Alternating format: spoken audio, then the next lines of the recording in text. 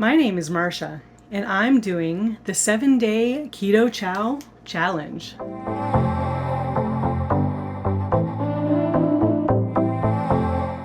As most of you know, I have lost to date 110 pounds. All of that has been lost through following a keto lifestyle where I eat a high protein, moderate to high fat content, and very low carbohydrates. So Keto Chow, if you're not familiar with it, is a meal replacement that is designed to keep your carbohydrates very low. The nice thing about Keto Chow is not only are the net carbs very low, but so are the total carbs. They designed this product in mind for keto people, and it is also a protein replacement as well. Depending on what flavor of Keto Chow you're using, it could vary from 25 to, 35 grams of protein. For instance, this flavor is chocolate peanut butter, and there are 31 grams of protein just in this powder. If you've been watching any of my videos throughout the month of January, my short form content, then you have probably seen me drinking or eating some Keto Chow products, and I've had a lot of you guys ask me about it as well. So the purpose of this challenge is to use a meal replacement with Keto Chow for one meal a day for 7 days in a row. At the end of the 7 days, I'm going to show you guys the results that I got by using Keto Chow as a meal replacement for an entire week. So let's get right into it. Today is day 1 of the Keto Chow 7-day challenge. And today I am starting off with a salted caramel shake. So I prepared this with a 1/4 cup of heavy cream and then 1 3/4 cups of almond milk. That's been my favorite way to make the shakes. I've tried them with butter.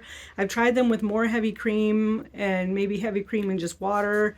And so far, this is the way I like them the best. We'll give this a try. And I always lick the lid here because there's a little bit of thick shake on the top there, but it's so good. So.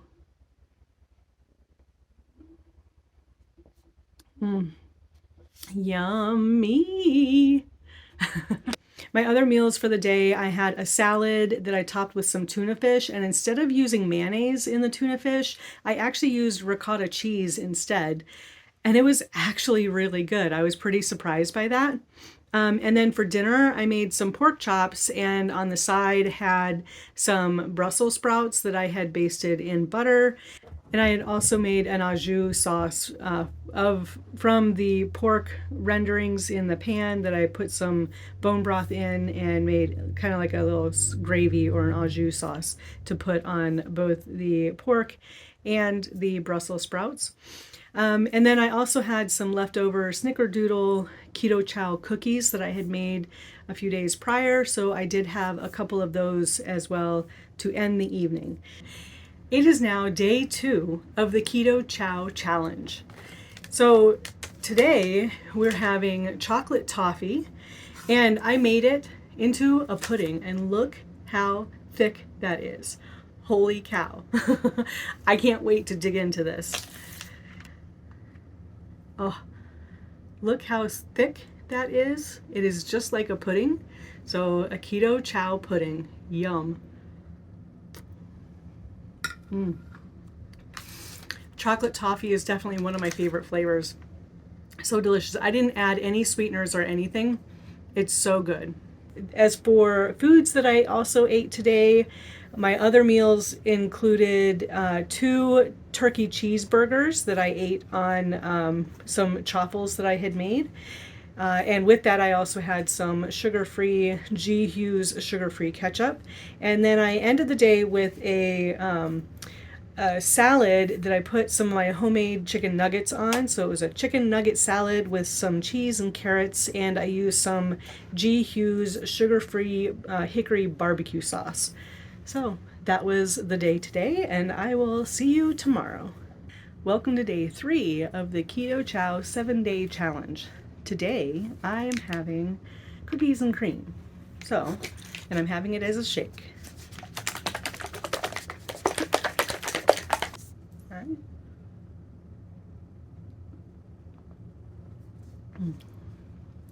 It's good. It tastes more vanilla than cookies and cream to me. I'm not getting the cookie vibe in the flavor, but it's a good flavor. More mild, like a vanilla, so to speak. We had some leftovers from Duff's when we went there earlier in the week, and Ellen and I shared those leftovers today as a meal. So I had about 12 buffalo wings, and then I ended the day with a chaffle sandwich that I had some salami, some roasted turkey, and some cheese on. And then I also ate some pork rinds with that as well, just a sea salt flavored pork rinds. And those were my meals for today. Day 4 of the Keto Chow 7-day challenge. And today's meals consisted of a bacon, egg, and cheese sandwich on chaffle. And then we went to the melting pot and had a cheese fondue that we dipped some broccoli and some carrots and even some green apple slices in. And the main course we got, I got the choose my own. So I picked 2 different of the steaks and then a salmon and cooked that on the cast iron griddle that they use instead of the actual fondue, which has different oils and broths and stuff in it. So we stayed away from that stuff. And it was pretty good. And now I'm ending my day with strawberry keto chow. And I made an ice cream with it. I used my Ninja Creamy and froze it the other day, so I just spun it in the Ninja Creamy and it is ready to eat. So we'll give this a try.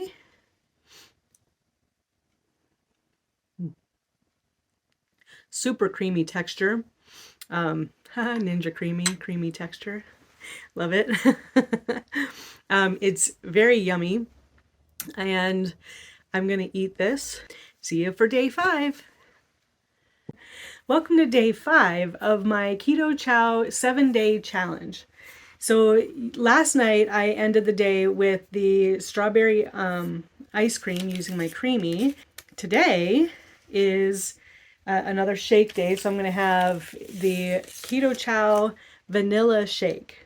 So we'll check this one out. I make all my shakes the same. I use a 1/4 cup of heavy cream with 1 3/4 cups of almond milk. Again, that's been my favorite way to have it.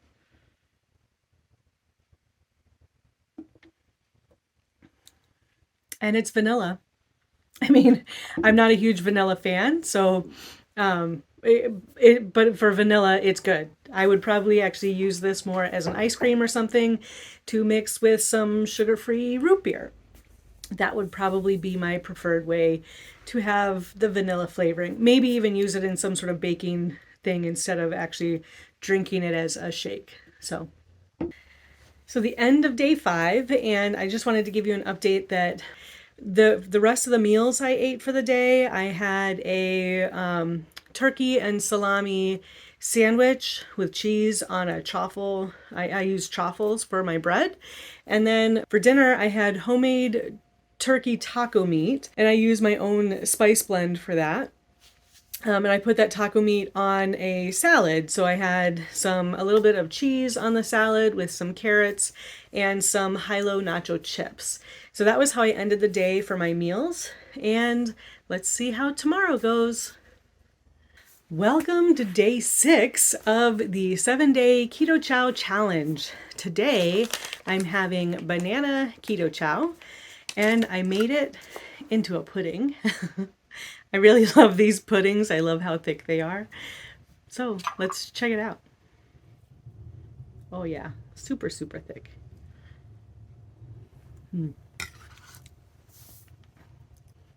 That's really so yummy.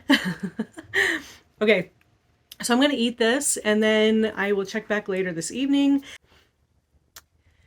So the end of day 6, and the rest of my meals today consisted of some pork chops that I had with some Parmesan scrambled eggs, and I also basted the pork chops in some butter. Then my next meal was some meatballs. They were just frozen store-bought meatballs, turkey meatballs, and I put some of my homemade red sauce on those and topped it with a little bit of sprinkled cheese. So I call, this Parmesan sprinkled cheese, I call it sprinkled cheese. And my last meal, I was still a little peckish. So while I was getting my steps in, I also ate a Quest mint chocolate chunk protein bar. And that was all of my meals for the rest of the day. It is day 7 of the Keto Chow 7-day challenge. So last day, and today I'm having a Keto Chow chocolate peanut butter shake. I've had this one before. It's one of my favorites. And let's check it out.